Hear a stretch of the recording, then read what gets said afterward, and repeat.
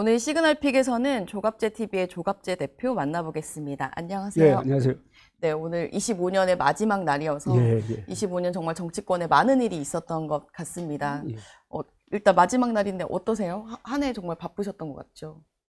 다사다난이란 말 있잖아요. 네, 우리나라 말로 풀면은 일도 많고 탈도 많다는 그렇죠. 얘기인데. 일도 많고 탈도 예. 많다. 그리고 키워드를 생각한다면은 네, 승자 독식이란 말이 생각나요. 승자 독식. 역시 대통령 중심제에서는 네, 대통령이 되면은 모든 걸 다 하는구나 하는 승자 독식.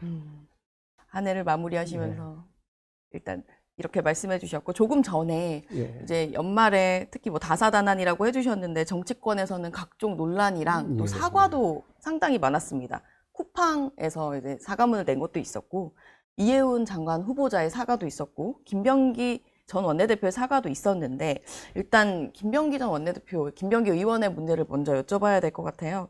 어제 원내대표직을 내려놓고 십시비비를 가린 뒤에 더 큰 책임을 감당하겠다라는 말을 남겼는데요.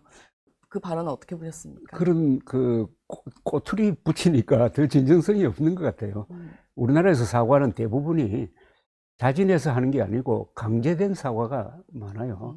그러니까 이 타이밍을 놓치는 경우인데, 문제는 김병기 전 원내대표의 경우에는 앞으로 다가올 각종 수사가 있지 않습니까? 네. 그걸 과연 통과할 수 있느냐? 원내대표 자리 물러나는 걸로 끝날 거냐? 아니면 국회의원 자리까지 내어놓아야 될 상황까지 가지 않겠느냐 하는 그런 느낌이 듭니다. 말씀 주신 게 그 전날 이제 제기됐던 의혹 중에서 예. 강선우 의원과의 2022년 지방선거 때 예, 이제 서울시당 공관위의 간사와 이제 위원회 대화였죠. 그 내용이 가장 결정타였다라고 많이 보던데요. 그 부분은 저는 그렇게 생각 안 합니다. 아, 저는 네. 그것 없어도 그 네. 전에, 그 며칠 전에 이미 원내대표 물러나는 것은 대세가 되었다고 생각을 합니다. 다만 1억 원 수수 의혹이죠. 그렇죠. 그 의혹을 그것은 알고 있었는데 예, 공천을 그건 너무나 줬다. 치명적이라서 네. 아마 이거는 민주당 전체의 어떤 명예에 관련된 거라고 생각합니다. 왜냐하면은 1억 원 하면은 최근은 그 뭡니까 건진법사란 분이 네. 경북 도의원인가 하는 사람을 이게 추천할 때 1억 원 받은 경우가 있죠. 그때는 이 사람이 브로커로 받은 거예요. 그래도 구속됐습니다. 그런데 이 1억 원은 공관위 서울시당 공천관리위원회 그렇죠. 위원이 받았다는 지금 그렇죠. 의혹인 거죠. 의혹인데요. 네. 지금은 뭐 의혹이라고 네. 하겠습니다만 상당히 가능성이 많은데 그건 질이 다르잖아요. 예컨대 어떤 대학에서 학생들을 뽑을 때 최점위원이 돈 받은 것하고 마찬가지 아닙니까?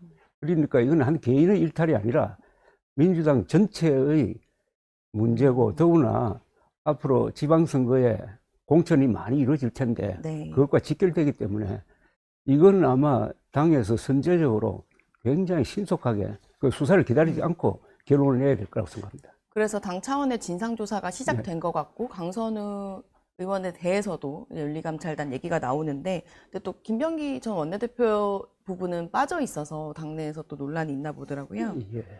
그 민주당 내 조사에서 일단 잘 밝혀질 거라고 전망하십니까? 저는 수사 결과를 기다리지 않고 선제적으로 해야 된다고 생각합니다. 선제적으로, 예. 구체적으로 먼저. 이거 시간 끌면은 네. 끌수록 손해거든요. 예. 그럼 일단 바로 이어져서 원내대표 선거가 이어질 텐데, 예, 예. 당내에서는 또 다시 그 최고위원 보궐선거와 예, 함께 예, 예. 명청 대리전이 펼쳐지는 게 아니냐라는 예, 관측도 나오는데요. 근데 이게 명청이란 말이 정권 초기에 나오잖아요. 그죠? 네. 이런 얘기가 좀 드물어요.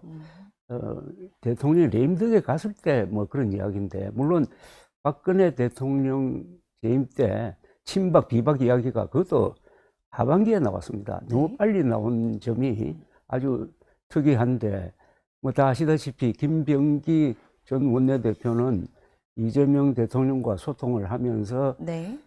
정청래 대표의 상당한 너무 강경한 개혁 드라이브에 브레이크를 걸어가지고 나름대로 균형을 맞춘 사람으로 알려져 있는데, 네.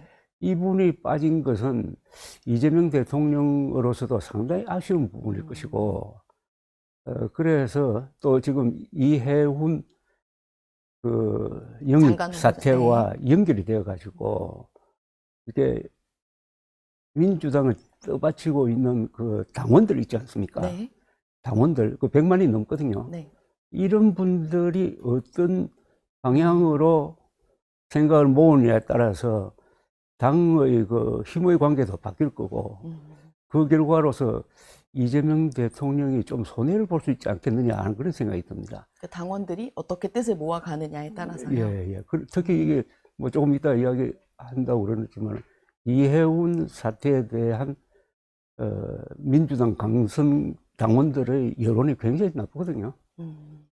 일단 이해운 후보자 이야기로 넘어가기 예, 전에 저도 기억이 나는데 지난 7월에 이재명 대통령이 이제 취임하고 예, 나서 예, 한 달 예. 정도 지난 시점에 만나고 오셨잖아요. 예. 그리고 이제 막중한 업무에도 낙천적인 사람이라는 예. 평가를 해주셨는데 이제 한 7개월 됐는데 그리고 25년을 마무리하면서 총평을 해주신다면 어떻게 해주시겠습니까?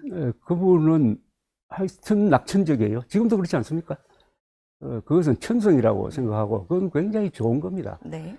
그 대통령의 인상이 중요해요. 1980년대 미국이 잘 나갈 수 있었던 것도 그 배우 출신인 레이건 대통령이 네. 이 별명이 그분이 그레이트 커뮤니케이터인데 위대한 소통자로서의 네. 모습을 보여가지고 결국은 그 힘으로 동구 공산권을 무너뜨리는데 이재명 대통령은 항상 웃는 얼굴이고 어떻게 보면 좀 지나칠 정도로 그 자리를 즐기고 있는 것 같아요. 그리고 이분이 말하기를 좋아합니다. 네. 의무보고 때 잘 그렇죠. 보셨겠지만 생중계를 했었죠. 그것도 파격이라고 평가가 나왔습니다. 다만 제가 만났을 때 이분이 저한테 설득하듯이 이야기한 것은 자기는 철저하게 실용주의로 간다. 그 예를 들면서 친하다고 해가지고 좋은 자리 안 준다. 친하다고 해가지고 좋은 자리 주면 고맙다는 생각도 안 하고 사고 치는 경우가 많다라고 했는데 실제로 이루어지고 있는 인사는 그런 것 같지는 않아요. 네. 다만 제일 잘한 게 하나 있습니다. 제일 잘한 청와대로 돌아온 겁니다. 아, 청와대 시대를 다시 연 거. 예. 안 그래도 여쭤보려고 했는데요. 예. 이제 어제 뭐 이제 삼청동에서 식사를 하기도 하고 깜짝 오찬을 하기도 하고 청와대 시대가 진짜 다시 열렸는데 그 부분에 대해서도 어떻게 평가를 해주시나요? 청와대로 돌아왔으면 여기서 중요한 걸 하나 정리를 해버려야 됩니다. 네. 자꾸 이제 수도를 세종시로 옮긴다는 이야기 자꾸 나오잖아요. 대통령실을 옮기면 그게 이제 수도 이전이 됩니다. 네. 천도가 되는데 그거 하면 안 되거든요. 우선 헌법으로도 불가능하고 헌법 개정 사항이니까 그거 하다가는 국론이 분열돼 버려요. 네. 그리고 내륙으로 수도를 옮기면 안 됩니다. 그래서 이왕 지사 이쪽으로 돌아왔으니까 이제 다시는 못 나올 거 아닙니까? 네, 청와대로 다시 돌아왔으니. 돌아오는데 얼마나 돈이 들었습니까? 그러니까 수도, 한반도의 정통성의 중심인 수도 서울은 어떤 경우에도 옮길 수 없다 하는 것을 선언해야 됩니다. 그래서 세종시에 뭐 저는 제2 집무실 만드는 정도는 괜찮다고 봐요. 네. 그건 부속적인 거니까 수도를 이전한다는 말은 안 나왔으면 좋겠어요. 그러니까 대표님은 청와대 시대를 연 김에 그렇게 선언을 해야 한다라는 의견을 주셨습니다. 그럼 그 실용주의의 측면에서 본다면 어제 이재명 대통령이 이해운 후보자 지명 논란이 되니까 파란색만의 나라가 될 수 없진 않냐라는 언급을 하면서 이제 설명을 조금 하신 것 같아요. 그 실용주의란 측면에서 그 인사를 해석하는 부분들도 많던데요. 이재명 후보 시절부터 한 이야기가 대통령이란 이 한자풀이를 하면은 국민을 크게 통합하는 우두머리다 라는 뜻이고 대통령이 되면은 민주당을 대표하는 면도 있겠지만 국민 전체를 대표한다는 이야기를 줄곧 해왔는데요. 그런데 이 이해운 사태에서는 이 가장 핵심적인 게 하나입니다. 이해운 전 의원이 이렇게 무리를 해 가면서까지 모셔올 정도의 능력자냐 하는 겁니다. 경제 부분에서. 근데 그것을 뒷받침할 만한 실적이 없잖아요. 그분이 경제 부분에서 행정적으로 근무한 적도 없고. 저 보수의 경제통으로 불리. 그러니까 그 인물이 좋다면은, 인물이 좋다면은, 아, 역시 좋은 사람을 당파 초월해가지고 데리고 간다 해가지고 박수를 받았을 겁니다. 그런 인물이 못 되니까 문제가 생긴 겁니다. 어제 뭐 조금 전에 영상으로도 나갔는데 이제 대통령이 국민에게 또 검증을 받아야 한다. 소명할 게 있으면 소명하라고 한 발언한 다음 날 이제 사과를 했어요. 두 번째 출근길에. 그리고 뭐 5번이 등장하고 이제 당파성에 매몰돼서 미처 챙겨보지 못했다라고 말을 했는데 그 사과는 또 어떻게 들으셨습니까? 아니, 연초에는 이재명 내란이라고 하고, 어제는 윤석열 내란이라고 했잖아요. 어떻게 이렇게 달라질 수가 있습니까? 그리고 자기가 이 계엄 사태를 판단 못했다고 그러는데, 네. 아니, 텔레비전으로 다 중계된 친일 쿠데타인데 거기에 대한 판단을 못하면은 앞으로 기획예산처에서 한국 경제를 판단해야 되는데 그 분별력을 믿을 수가 있습니까? 실제로 조금 전에도 그 강성 지지층 이제 당원들의 마음이 어떻게 흘러가느냐에 따라 달라질 거다 했는데 어제 정도의 사과로 뭔가 여권 내에서 나오는 여러 가지 목소리들이 좀 잠재워지긴 어렵다고 보시는 건가요? 오히려 화를 돋군 것 아닐까요? 화를 돋궜다라고 예, 보시고 예. 좀 청문회에서 실제로 조금 통과되기 힘든 게 아니냐라는 이야기도 벌써 정치권에서 나오는 것 같고 뭐 과하게 해서 더 예측하시는 분들은 그 전에 낙마 철회하는 건 아니냐라는 얘기도 하시는데 그 부분은 어떻게 전망하시죠? 청문회 과정에서 우리가 모르는 뭐 의혹, 비리 이런 게 나오면은 달라질 수도 있는데 네. 또 이재명 대통령 또한 상당히 좀 모험을 한 것 아닙니까? 많은 것을 걸었거든요. 네. 다만 이틀 전에는 국민 검증도 필요하다고 하는 걸로 봐서 약간 발을 빼는 것 같고 여유를 남긴 부분은 있습니다. 그래서 이거는 좀 민주당의 여론을 만들어내는 이 당원들, 네. 진성 당원들의 여론이 이재명 대통령에게 압박으로 작용하느냐의 여부에 달려 있다고 생각합니다. 그리고 민주당이 이제 청문회에서 어떻게 또 진행하느냐 또 근데 민주당이 역시 공격하는 데는 한계가 있겠죠. 오히려 국민의힘이 네. 일종의 복수 차원에서 어느 정도 폭로를 하느냐는 건데 정보는 아마 국민의힘이 많지 않겠습니까? 이제 야권에서도 좀 여러 가지 반응이 나왔어요. 이준석 개혁신당 대표는 떠난 사람을 저주해서 뭘 얻냐, 왜 떠나는지 이유를 살펴야 하지 않냐라고 지적을 하기도 했는데요. 바로 이제 제명 의결에 든 것에 대해서 저는 이준석 의원의 지적이 아주 뼈아픈 지적이라고 생각합니다. 인재를 빼앗기고, 저는 뭐 이해원 씨를 인재로 보지는 않습니다만은 어쨌든 사람들을 빼앗기고 있잖아요. 뭐 빈집털이를 한다는 그런 이야기까지 하는데 빈집털이를 네. 당하는 국민의힘이 참 한심하죠. 예. 장동혁 대표는 이제 뭐 이해운 후보자를 향한 뭐 규탄도 규탄인데 당성을 강화해야 된다라고 이래서 당성을 강화해야 된다라는 쪽으로 나아가고 있는데 그 방향은 어떻게 보십니까? 근데 그 주의해서 들어야 될 게 네. 장동혁 대표가 말하는 당성은 극우입니다. 극우 당성이에요. 그 안에는 부정선거 음모론도 포함되어 있다고 봐요. 지금 당무감사위원장이 이호선 교수인데 그렇죠. 이분이 부정선거 음모론자입니다. 부정선거 음모론자에게 그런 칼자루를 쥐어주면은 앞으로 지방선거 공천할 때 평소에 부정선거 주장했던 사람을 우선적으로 공천할 가능성도 있는 것 아닙니까? 그걸 당성으로 지금 포장하고 있는데 저는 장동혁 체제로 과연 선거를 치를 수 있느냐 하는 의문을 이제 국민의힘 안에서 갖기 시작했다고 봅니다. 네. 그럼 장 대표가 일단 1월 중에 쇄신안을 내놓겠다고 하고 있어요.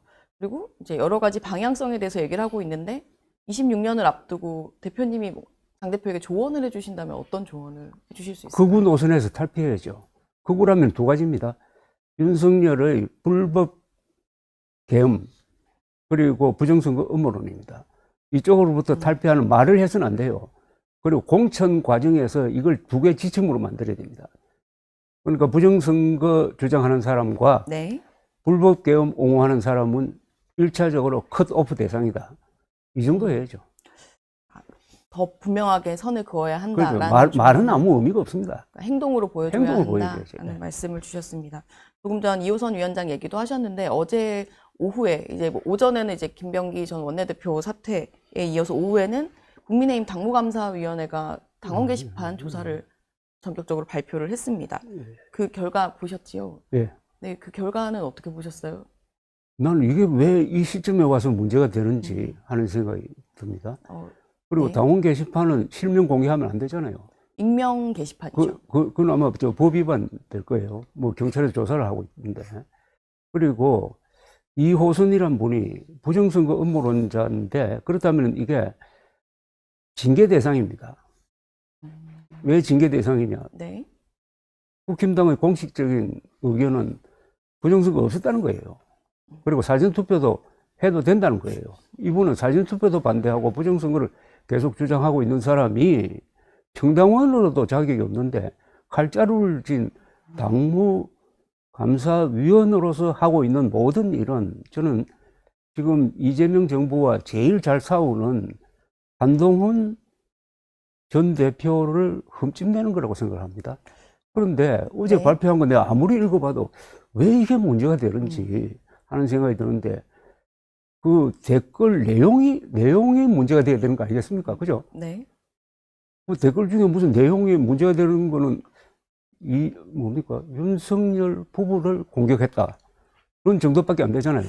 아니, 윤석열 부부가 어떤 존재입니까? 한 사람은 지금 반역 혐의로 또 한 사람은 부패 혐의로 구속 재판을 받고 있는 사람, 그 당시에 오히려 비호하면 문제되는 거 아닙니까?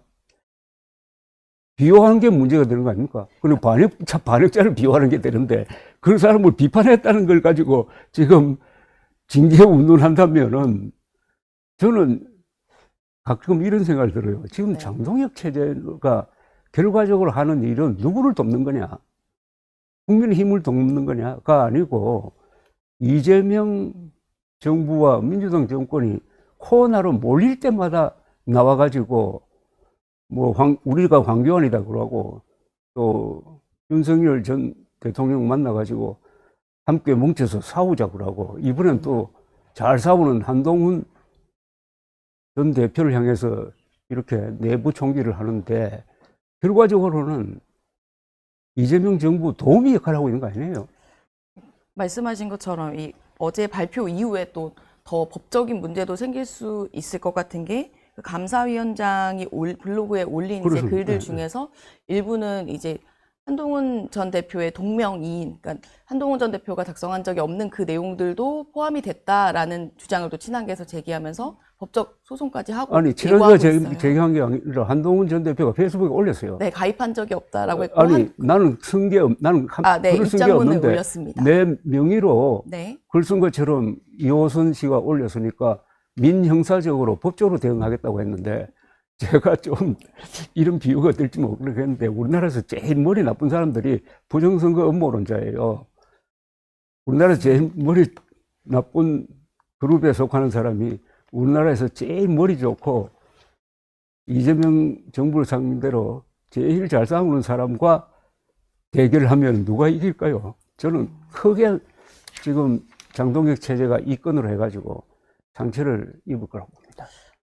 양측이 많이 대립하고 있어서 국민의힘 이렇게 함께 갈 수 있는 거냐라는 의문도 많이 근데 가지신 사실 것 같아요. 대립이란 말도 안 맞는 게 한동훈 전 대표는 굉장히 조심하면서 국민의힘 장동혁 체제를 공개적으로 비판한 적이 없습니다. 그런데 싸움을 건 것 아닙니까?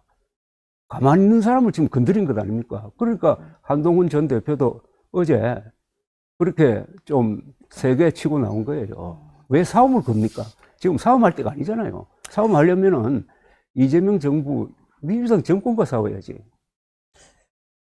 한때 장한석 이렇게 이름을 붙여서 연대 이름이 나온 적이 있었고 장동혁 대표가 엄청 빨리 선을 그어버렸어요.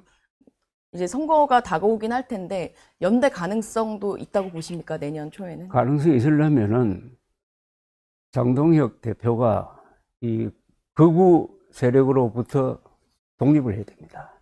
지금 장동혁 대표 뒤에 있는 세력이 극우 컬트 그룹 아닙니까? 제가 컬트라는 말을 쓰는 이유는 부정선거 음모론이 이게 광신이거든요. 종교적인 집착이거든요. 그리고 극우는 보수가 아닙니다. 극우는 극좌와 더 가까워요. 그래서 이 노선에서 과연 벗어날 수 있느냐? 저는 어렵다고 봅니다. 그러면은 이준석 세력과 연대도 안 되는 거죠. 이준석 세력은 한동훈 세력과 마찬가지로 윤석열 불법개헌, 부정성 업무론에 가장 치열하게 반대했던 사람이니까 이 철학이 다르니까 안 될 겁니다. 대표님의 그 의견을 듣다 보면 내년이 뭔가 치열할 것 같다는 예상이 드는데요. 오늘이 올 한 해 이제 마지막 날이어서 26년 새해를 맞이하는 사자성어를 하나 꼽아주십사 요청을 드렸는데요. 저는 화이부동이란 말이 있어요. 저 논어에 나오는 말인데 화이부동. 네. 다르지만은 화합한다는 뜻이거든요. 다르지만 예, 화합한다. 이게 민주주의거든요. 우리 5천만 국민들 생각이 다 다르잖아요. 다르면서 화합하는 게 민주주의인데 그 핵심은 두 가지의 합의를 해야 돼요. 첫째, 헌법을 지킨다는 맹세를 해야 됩니다. 두 번째는 사실에 합의를 해야 돼요. 사실과 법에 동의하는 사람끼리는 화합할 수가 있어요. 생각이 다르지만은. 네. 근데 이걸 다 부인한 사람이 윤석열 세력 아닙니까? 헌법도 부숴버리고 부정선거 없었는데 부정선거 있다고 했으니까. 그러니까 윤석열이 남긴 이 악의 유산을 말끔하게 청소를 해야 됩니다. 이건 여야의 문제가 아닙니다. 화이부동을 화이부동, 네. 화이부동. 네, 예. 알겠습니다. 감사합니다. 오늘 마지막 날. 감사합니다. 네. 네, 시그널